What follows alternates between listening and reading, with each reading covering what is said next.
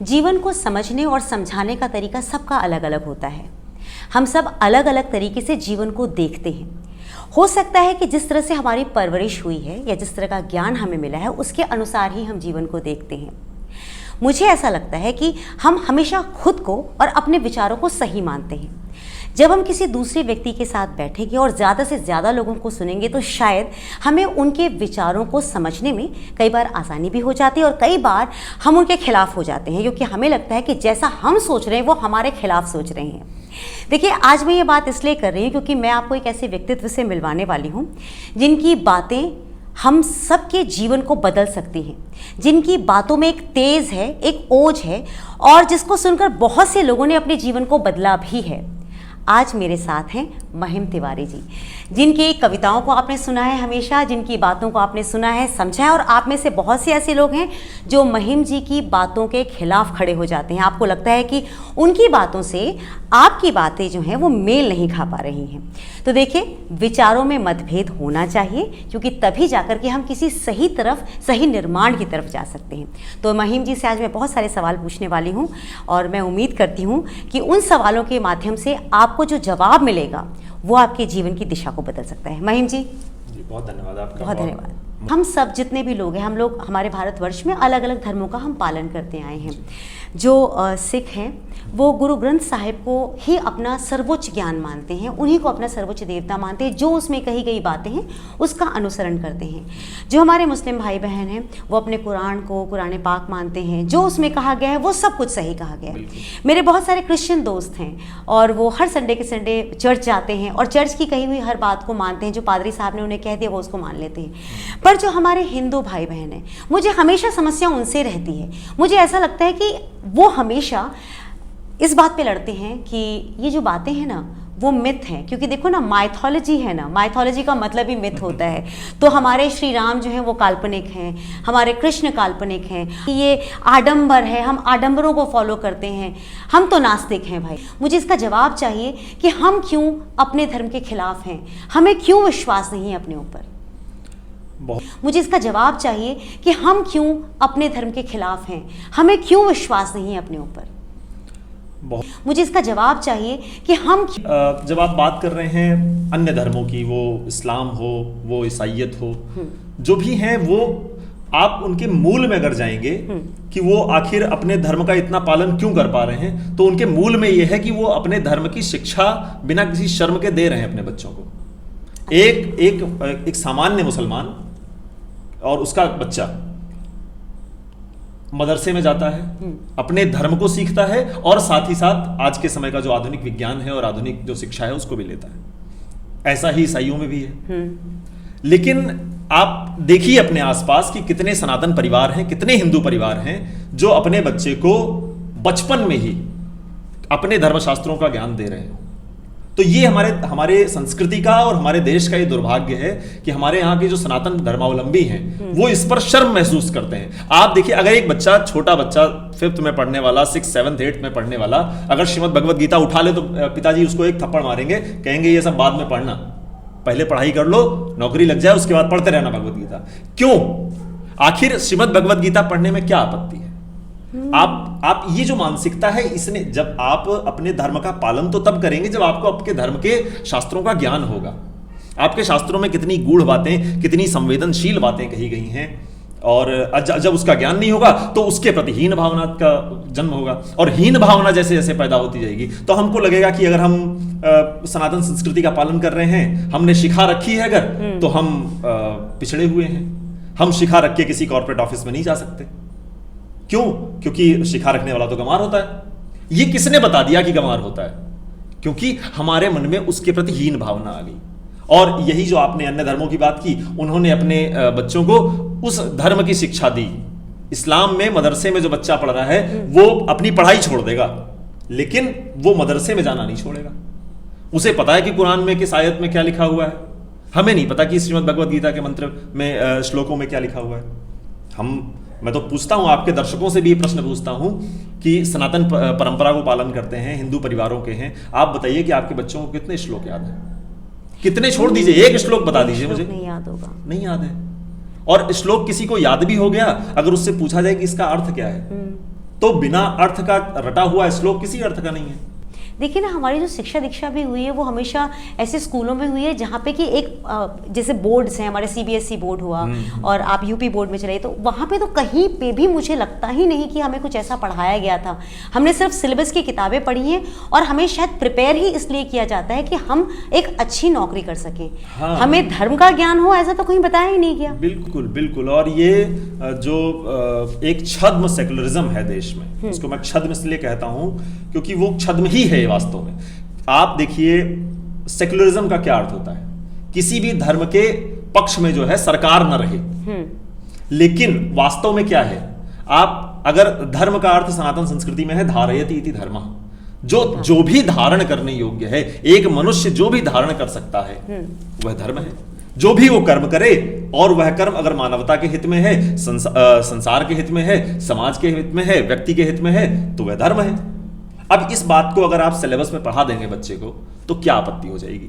कौन सी आपकी धर्मनिरपेक्षता जो है इससे बाधित हो रही है? अगर मैं कहूं कि हमेशा सत्य बोलना चाहिए, महर्षि पतंजलि जो है योग दर्शन में कहते हैं, जो उन्होंने यम और नियम दिए, अहिंसा सत्य अस्तेय ब्रह्मचर्य परिग्रह। कितनी बेहतरीन बात है कि अहिंसा का पालन करना चाहिए, ब्रह्मचर्य का पालन करना चाहिए, कभी झूठ नहीं बोलना चाहिए। ये बातें अगर बच्चा जान जाएगा तो उसके साथ क्या बुरा हो जाएगा? कौन सी उसकी सांप्रदायिकता उसके मन में बढ़ जाएगी? लेकिन नहीं, ये जो छद्म भेष है सेकुलरिज्म का, उसने हमारे शास्त्रों को हमारे सिलेबस से हटा दिया। और उसके बाद जब हम उसी सिलेबस को पढ़ेंगे लगातार तो फिर यही होगा कि जो हमारी बातें जिसको पता ही नहीं है उसके मन में हीन भावना आएगी। और अगर कोई व्यक्ति वो पढ़ के आपको बताएगा भी तो आपके मन में एक भाव ऐसा आएगा कि शायद किसी गुरुकुल से या किसी पंडित पुजारी के यहाँ पैदा हुआ होगा तो इसको ही बातें पता है। तो ये भाव आपको गर्त में ले जा रहा है। ये सारी समस्या की जड़ है कि हमारे शिक्षा व्यवस्था से उसको हटाया गया। देखिए, अभी आपसे जानना चाहती हूँ कि जो शिक्षा अब हम कोशिश कर रहे हैं आगे तक बढ़ाने की, जैसे आप पतंजलि योगपीठ से पढ़े भी हैं, लोगों को जानकारी देते हैं, अब आप हिंदू विश्वविद्यालय में हैं, आप बीएचयू में हैं, बनारस हिंदू विश्वविद्यालय में, तो अब आप पर्सपेक्टिव जो आपका है वो अब खुला हुआ है। बिल्कुल। आपको क्या लगता है कि भविष्य बच्चों का गुरुकुल में पढ़ने के बाद कैसा होगा? इस प्रश्न का उत्तर देने से पहले थोड़ा सा हमें इसके मूल में जाना पड़ेगा कि गुरुकुलों की स्थिति क्या है आज, और गुरुकुलों की जो स्थिति है उस स्थिति का कारण कौन है। पिछली जो सरकारें रहीं देश की आज़ादी के बाद से, तो जो भी पाश्चात्य शिक्षा व्यवस्था है जो मैकॉले ने हमारे ऊपर थोप दी, हमारी जो गुरुकुलीय शिक्षा पद्धति थी, जो गुरु शिष्य परंपरा थी, उस परंपरा का नाश करके और एक पाश्चात्य संस्कृति हमारे ऊपर जो है शिक्षा की सौंप दी गई, उसी को हमने स्वतंत्र तो हम हो गए, राजनीतिक रूप से हमारे देश में भारतीय शासन हो गया, लेकिन जो एक मानसिक गुलामी का दौर रहा 250-300 सालों का अंग्रेजों का, मुस्लिम जब आक्रांता देश में थे तो उन्होंने देश के इंफ्रास्ट्रक्चर को नष्ट किया, लेकिन वो देश की संस्कृति के साथ नहीं खेल पाए।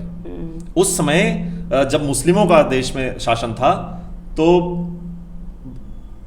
देश का सांस्कृतिक नुकसान नहीं हुआ ज्यादा, देश का नुकसान हुआ इंफ्रास्ट्रक्चर के लेवल पर। लेकिन जब अंग्रेज आए तो उन्होंने हमारी संस्कृति के साथ खिलवाड़ किया, उन्होंने हमारी शिक्षा व्यवस्था का नाश किया, उन्होंने हमारे शास्त्रों का नाश किया, हमारे शास्त्रों में प्रक्षिप्त जो है श्लोक और मंत्र डलवाए। उन्होंने क्यों किया ये? क्योंकि उन्होंने देखा कि ये देश की संस्कृति, इतने समय से ये लोग मुस्लिमों के गुलाम हैं, फिर भी इनकी संस्कृति का नाश नहीं हो पा रहा है, ये इनकी संस्कृति प्रभावित नहीं हो रही है। तो उन्होंने कहा कि कैसे क्यों नहीं हो रही है, तो उसके जड़ में जाकर के उन्होंने देखा कि ये अपनी संस्कृति से, अपने शास्त्रों से बंधे हुए हैं।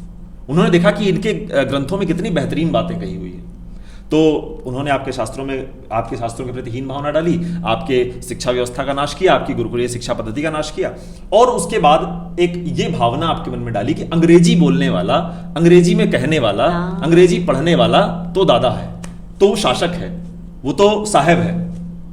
तो वो जो साहब वाली भावना थी, वो साहब तो चले गए, लेकिन वो साहब वाली भावना आज भी रहेगी। आज भी कोई अंग्रेजी अगर सामने बोल रहा होगा तो सामने वाला व्यक्ति सोचेगा कि यार क्या बेहतरीन इंप्रेस हो जाता है, नॉलेज होगी इसको।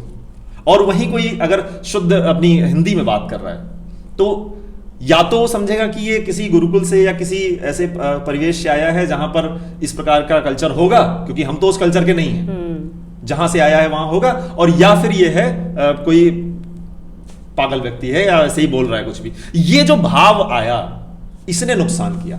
आपने प्रश्न किया गुरुकुलों को लेकर के, तो गुरुकुलों की स्थिति भी इसीलिए खराब हुई क्योंकि ये भाव जब पढ़ेगा कौन गुरुकुलों में, मैं पढ़ूंगा, आपके बच्चे पढ़ेंगे, हमारे बच्चे पढ़ेंगे, तो उनको भेजेगा कौन, मैं भेजूंगा। लेकिन मेरे मन में अगर ये भाव है कि गुरुकुल में जाकर के सब कुछ बेकार हो जाना है तो मैं क्यों भेजूंगा। और जब हम जो है बच्चों को गुरुकुल भेजेंगे नहीं तो गुरुकुलों की स्थिति खराब होगी, सामान्य सी बात है। जिसकी आवश्यकता नहीं होगी वो तो नष्ट होता चला जाएगा। तो गुरुकुलों के साथ यही हुआ पिछले 70-80 सालों में, आजादी के बाद भी और आजादी के पहले भी। और जब गुरुकुलों की स्थिति, अब हम जब प्रयास कर रहे हैं, मैंने सनातन शिक्षालय प्रारंभ किया, ऐसे ही जो लोग भी बहुत प्रारंभ कर रहे हैं गुरुकुलों के उत्थान के लिए, हम कैसे करेंगे। एक इंडिविजुअल, एक आदमी इतना समर्थ तो नहीं है कि वो बहुत बड़ा एक संस्थान शुरू कर दे और उसके पास इतना धन रखा हुआ है। वो समाज से जाएगा, अपने लोगों से कहेगा कि हम आपके लिए काम करने जा रहे हैं। तो हमारे आपके अंदर क्या रहता है, आगे भीख मांगने। मतलब तुमको कुछ करना है तो करो, हमसे क्यों मांग रहे हो, जिस दिन कर लेना उस दिन आना हमारे पास। तो ये जो भाव है, आप देखिए, अब आपने अन्य धर्मों की बात की, उनकी फंडिंग भारत की ही नहीं विदेशों से भी हो रही है। मतलब दूसरे देश में बैठा हुआ एक व्यक्ति, उसे ये चिंता है कि इस देश में उसके धर्म का क्या हाल है। लेकिन हमारे यहाँ पर, हमारे मोहल्ले में रहने वाले व्यक्ति को ये चिंता नहीं है कि हमारे यहाँ पर जो एकमात्र हिंदू देश है पूरी दुनिया में, एक इंडोनेशिया है और एक ये भारत है। नेपाल भी था लेकिन अभी भी देख रहे हैं उसके ऊपर किस तरह से संकट मंडरा रहा है चाइना का। तो ये जो कुछ जगहें हैं जहां पर अपनी संस्कृति कुछ बची हुई है, वहां पर क्या स्थिति है उसके लिए भी हमको चिंता नहीं है उसकी। मैंने पढ़ा था कि आप लोगों को जागरूक कर रहे हैं, अपने धर्म से जोड़ रहे हैं, सनातन के प्रति लोगों के पास जो ज्ञान नहीं है या अल्प ज्ञान है, आप उन्हें शिक्षित करने की कोशिश कर रहे हैं। आपको क्या रिस्पांस मिला लोगों से? क्या आपको लगता है कि युवाओं में वो जोश है, वो पढ़ना चाहते हैं, जानना चाहते हैं? बहुत समय से लोग, जहां भी मैं जाता था, लोग मुझसे कहते थे कि आप जिस आत्मविश्वास के साथ मंत्रों को बताते हैं, श्लोक को बताते हैं, हम भी उसको बोलना चाहते हैं, जानना चाहते हैं। तो मैंने कहा ठीक है, उस पर उनको कुछ सुझाव दिए मैंने। लेकिन जब ज़्यादा ये प्रश्न मेरे पास आने लगे कि ये इस तरह का हमें भी जानना है, सीखना है, तो हमने मिलकर के, हमारी टीम ने मिलकर के सोचा कि एक ऐसा कोर्स लॉन्च करते हैं कि जो सनातनी हैं, जो अपने आप को कहते हैं कि गर्व से कहो हम हिंदू हैं, उनको कम से कम इतना तो पता हो कि हिंदू जो संस्कृति है उसके मुख्य शास्त्र कौन से हैं। तो मैंने सोचा कि ये एक जो है प्रयास किया था। उसमें फिर हमने कोर्स को डिज़ाइन किया, फिर उसके प्लेटफॉर्म को डिज़ाइन किया। जब हमने उसको लॉन्च किया तो हमारे पास बहुत सारे रिस्पॉन्स आए, लेकिन बस वही एक समस्या, जैसे ही उनको पता चला कि इस कोर्स का एक फीस हमने रखी है 400 रुपए, 500 रुपए फीस, उसके बाद वो कहने लगे कि ये सनातन का काम है, इसको धंधा मत बनाओ, व्यापार मत करो इसका। मैं ये कहना चाहता हूं, एक व्यक्ति, मेरे जैसा सामान्य व्यक्ति, अगर किसी काम को करने का प्रयास कर रहा है, अपने जीवन का जो सबसे महत्वपूर्ण समय है, ये मेरे जीवन का सबसे महत्वपूर्ण समय है, इस समय मैं पीएचडी करने के बाद कुछ भी कर सकता हूं, धनार्जन के लिए मेरे पास सैकड़ों रास्ते हैं, लेकिन अगर मैं संस्कृति के लिए कुछ करने का प्रयास कर रहा हूं तो मेरा संरक्षण करने की जिम्मेदारी किसकी है? बिल्कुल समाज की है। अगर मैं आपसे अपने उस जो भी मैं दे रहा हूं वो अमूल्य है, उसकी कोई कीमत नहीं है, लेकिन जो मैं प्रयास कर रहा हूं, जो समय दे रहा हूं, उसके लिए अगर मैं कुछ आपसे कह रहा हूं तो आपको क्यों आपत्ति है उससे?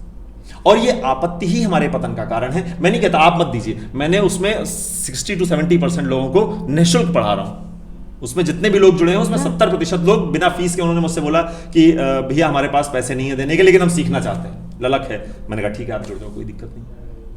मुझे उनसे आपत्ति है जो सक्षम है, समर्थ हैं, लेकिन फिर भी आगे आने में संकोच करते हैं। भी नहीं आता। हम लोग बाकी हर जगह खर्चे कर सकते हैं, जहाँ पे हमें घूमना हो, शॉपिंग करना हो, हमारे 50 जगहों पे हमारे खर्चे हो जाते हैं। और जैसे ही बात आती है कि हमें अपने आप को अपग्रेड करना है और वो भी अपने धर्म को समझना है, वही समस्या आती है। मुझे लगता है कि हम सारे हिंदुओं में ना ये एक प्रॉब्लम है कि हमें खुद ही नहीं उठना, मानसिक रूप से मानसिक गुलाम हो गए है, वो ज्यादा घातक है, ज्यादा खतरनाक है। और मानसिक गुलामी से निकलने के लिए एक ही रास्ता है, वह है शिक्षा, अपने शास्त्रों के विषय में जानना। अभी मैंने एक बात कही, उस पर भी इतना विरोध हुआ। मैंने एक बात कही कि ये जितनी भी वैज्ञानिक क्रांति हुई पश्चिम में, ये सारी वैज्ञानिक क्रांति अंग्रेजों के भारत आने के बाद ही क्यों हुई? वो आइंस्टीन हो, वो टेस्ला हो, वो डार्विन हो, वो सब क्यों हो रहे हैं 17वीं, 18वीं, 19वीं शताब्दी में? जितने बड़े बड़े सिद्धांत हैं सब आ रहे हैं। और फिर उसके बाद जब हम आज शास्त्रों को पढ़ते हैं, महर्षि कणाद का वैशेषिक दर्शन पढ़ते हैं, तो वो सारे जो उदाहरण हैं वो सारे हमें अपने शास्त्रों में मिलते हैं। वो गुरुत्वाकर्षण हो या फिर वो अभी मैंने आपको बताया था मानसिक स्वास्थ्य के विषय में भगवत गीता और अन्य अन्य उदाहरण देकर के। तो क्यों हमारे शास्त्रों में इतनी सारी जो चीजें थी वो पड़ी हुई थी और हमको न मिल करके उन्होंने उसको पढ़ा, उसका ट्रांसलेशन किया और उससे वो हीरे निकाल लिए। और आपको, और मुझे आपत्ति उससे भी नहीं है, ठीक है, जो भी पढ़ेगा उसको ज्ञान मिलेगा। मुझे आपत्ति इस बात से है जब आज मैं उस बात को कहता हूं कि हमारे शास्त्रों में जो है सारी बातें लिखी हुई हैं, उस पर मेरे पास किस प्रकार की प्रतिक्रियाएं आ रही हैं, करिए कि पागल हो गया ये व्यक्ति। नहीं, मैंने एक पढ़ा था कि तू था उस समय। मतलब कमाल की बात हो रही है कि जो शास्त्र हैं उसके प्रति इतनी हीन भावना आ गई है कि अब कोई व्यक्ति प्रमाण के साथ, मंत्र के साथ बता रहा है कि अगस्त्य संहिता में जो ये है बैटरी है, विद्युत है, उसको बनाने की प्रक्रिया लिखी है बिल्कुल, कि किस प्रकार विद्युत की उत्पत्ति की जा सकती है। श्लोक लिखा हुआ है अगस्त्य संहिता में, उसको मानने को तैयार नहीं है। आप तो कमाल की बात ये देखिए कि अब इससे ज्यादा कोई व्यक्ति क्या करेगा? श्लोक बताएगा आपको, शास्त्र बताएगा। अब आप कहें कि नहीं ये तो सब पाखंड है, तो कहते रहिए फिर। मुझे खैर उन लोगों से बहुत ज्यादा वो भी नहीं है जो लोग, मेरे जीवन का तो सिर्फ प्रयास यही है कि मेरी बात सुन करके अगर 2 लोगों की भी जीवन में कुछ भी सुधार होता है तो मेरा जीवन सफल हो जाएगा। जिस दिन कोई व्यक्ति आकर के मुझसे कहता है कि भैया मैंने आपकी वीडियो देखी, मैं उस दिन से बहुत ज़्यादा सम्मान करने लगा सनातन संस्कृति का और मैं अपने शास्त्रों को पढ़ने भी लग गया, मैं संतुष्ट हो जाता हूँ कि हाँ ठीक है। 100 लोग गालियाँ दे रहे हैं, एक ने मुझसे ये बात बोल दी, मैं प्रसन्न हो जाता हूँ। तो यही जो है जीवन का ध्येय है और प्रयास है, ईश्वर है, महादेव की कृपा है कि देखते हैं। नहीं, जो आप कार्य कर रहे हैं सच में आप बहुत ही अच्छा कार्य कर रहे हैं।